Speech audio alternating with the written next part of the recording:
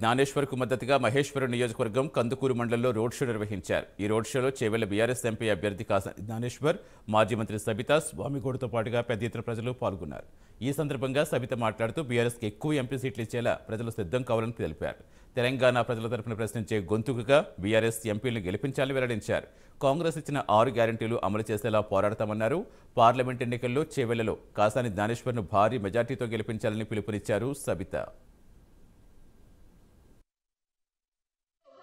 రాష్ట్రంలో బీజేపీ పార్టీని గెలిపించాలని తాపత్రయపడుతున్నది ఎవరంటే రేవంత్ రెడ్డి గారే. ఏడు చూసిన అదే మాట మాట్లాడుతున్నారు. మీకు అందరికి దండం పెట్టి చెప్తున్నా, బీజేపీ వాళ్ళు మోడీ గారు రామాలయం చూసి ఓటు వేయమంటున్నాడు, మతాలు తీసుకొచ్చి ఓటు వేయమంటున్నారు. రామాలయం చూసి ఓటు వేయాలంటే అందరికన్నా ముందు కేసీఆర్ యాదగిరి గుట్ట కట్టిండు. యాదగిరి గుట్ట ఉద్యోగాలు ఇస్తాం, 2 కోట్ల ఉద్యోగాలు కూడా ఇవ్వలే. ఇవన్నీ గుర్తు పెట్టుకొని కాసాని జ్ఞానేశ్వరాన్ని గెలిపియండి.